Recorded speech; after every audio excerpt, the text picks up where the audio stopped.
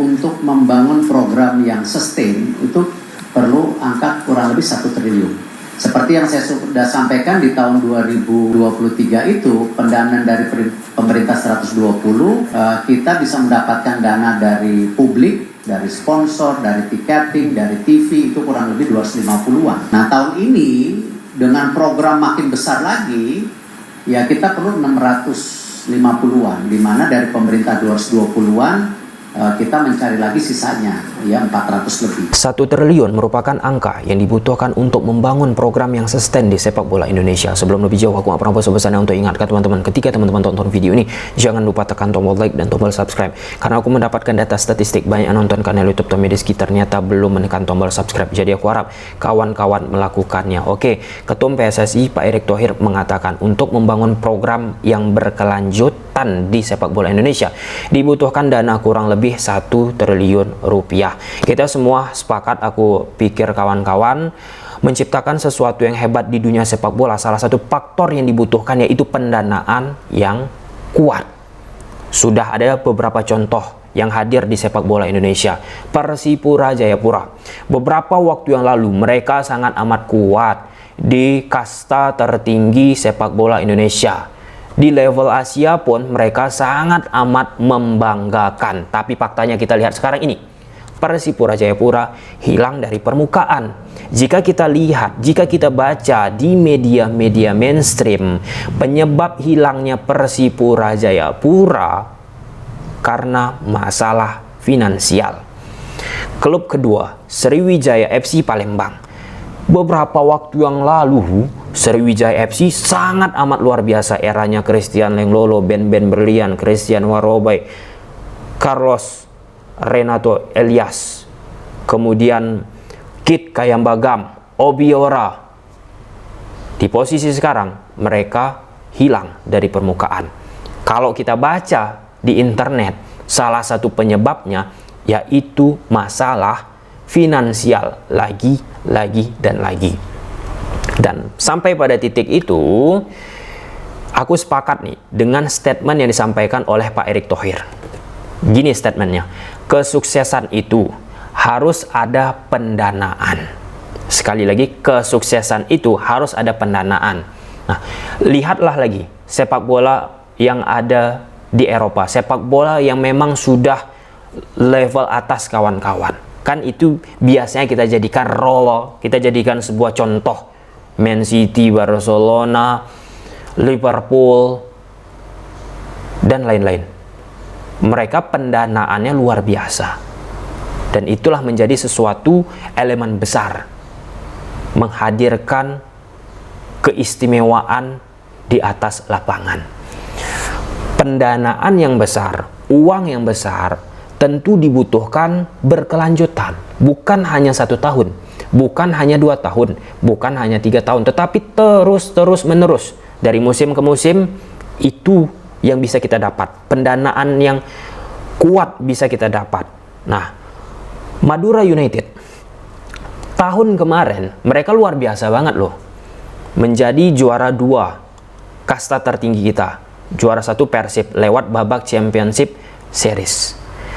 Musim kedua ataupun di episode keduanya setelah Madura United berada di peringkat kedua, pemain-pemain meminta penaikan dari sisi nominal kontrak.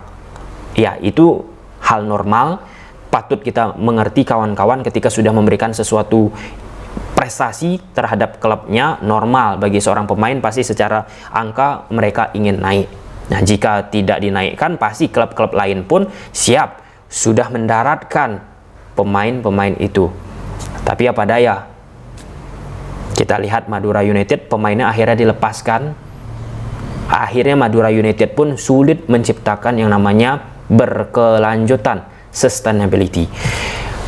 Kata kuncinya sustainability.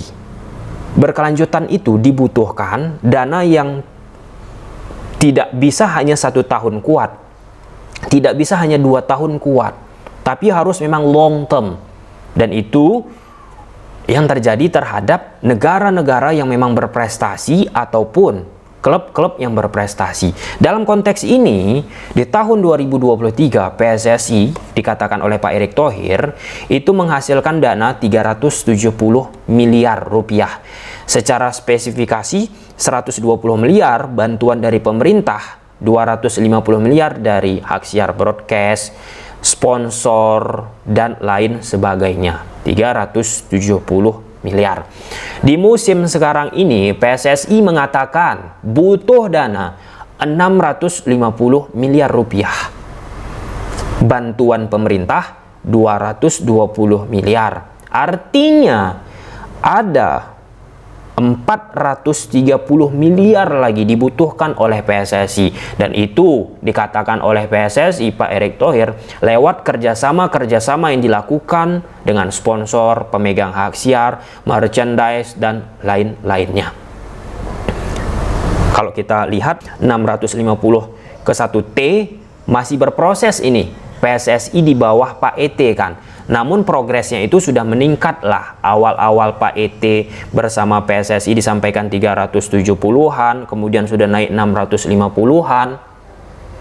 Kelihatan nih progresnya. Sampai pada titiknya nanti, ya semoga sesuai dengan yang dicanang, yang dipikirkan oleh Pak ET sendiri. Bisa meledak pendapatan yang dimiliki oleh PSSI dari sisi finansial. Labil khusus, timnas sekarang diisi oleh nama-nama beken, bukan hanya pelatihnya aja, tetapi orang-orang di belakang layarnya. Secara normatif itu dibutuhkan yang namanya lagi dan lagi fulus finansial.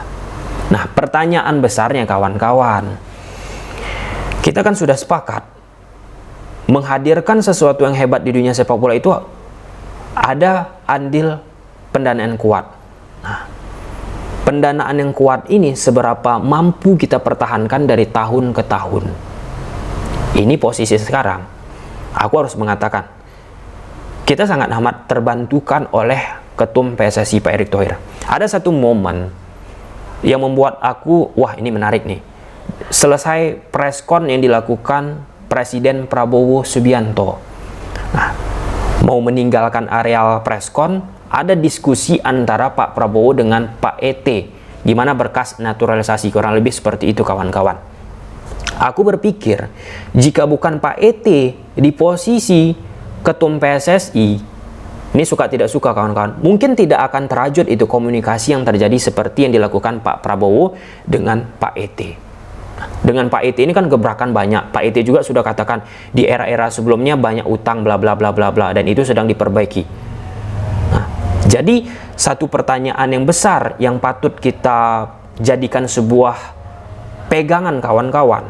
Nah, sustainability tadi di sepak bola Indonesia, seberapa mampu kita dari tahun ke tahun setiap masa mempertahankan sudah yang ada ini, dana yang besar, sesuatu yang hebat. Kan kita nggak mau hanya berlangsung 5 tahun.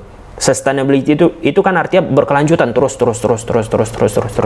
Nah, ada case yang menarik, misal di sepak bola Jepang, di Liga Jepang, mereka menghasilkan 1 tahun itu kalender teman-teman, tahun 2020 ada contoh ketika aku mendapatkan sebuah share PPT, mereka mendapatkan dana 271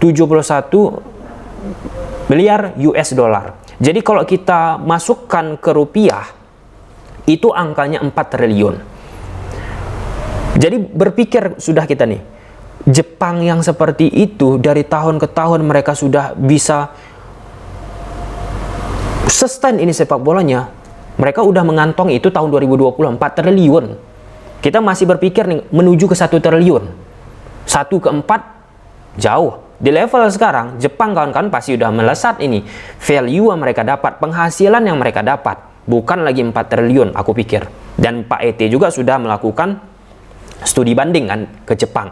Cita-cita yang dimiliki oleh Pak ET, kayak mana sepak bola Indonesia bisa mendapatkan penghasilan seperti yang didapat oleh sepak bola Jepang. Itu PR kita bersama. Nah, di momen ini, masih banyak juga yang mengatakan, kan banyak PSSI dapat uang, kan banyak sponsor-sponsor masuk. Ya, kita bicara angka aja. Iya banyak secara kuantitas. Tetapi bagaimana nominalnya, angkanya? Nah, salah satu hal yang pasti kawan-kawan pun mungkin bertanya, kayak mana bisa menciptakan banyak sponsor? Kayak mana bisa meningkatkan yang namanya nominal? Dari prestasi tadi.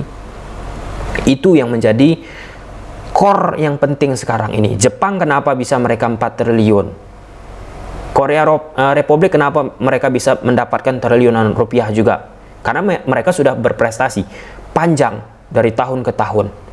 Sponsor pasti memiliki trust juga terhadap negara-negara yang berprestasi. Mereka pegang itu. Nah, di posisi kita masih dalam tahap berkembang ini.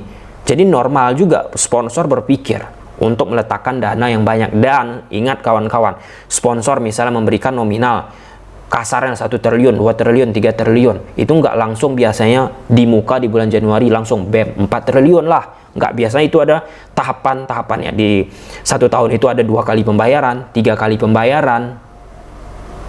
Ya, jadi dengan dana yang besar dimiliki oleh Jepang, jangan heran mereka membangun kultur yang sangat amat mengakar di dunia sepak bola mereka. Dan kita di posisi buat turnamen A aja masih sulit karena dana nggak ada.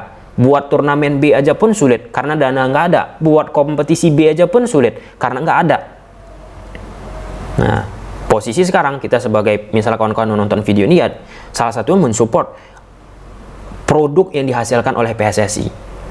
Itu sih yang paling dekat yang bisa kita lakukan. Contoh misalnya memberi merchandise ori dari PSSI, dari Timnas Indonesia, dari sepak bola Indonesia, dari klub-klub yang kawan-kawan cintai. Hal tersebut menjadi urgensi kita sekarang. Gimana menurut kawan-kawan? Silahkan tulis di kolom komentar. Bye.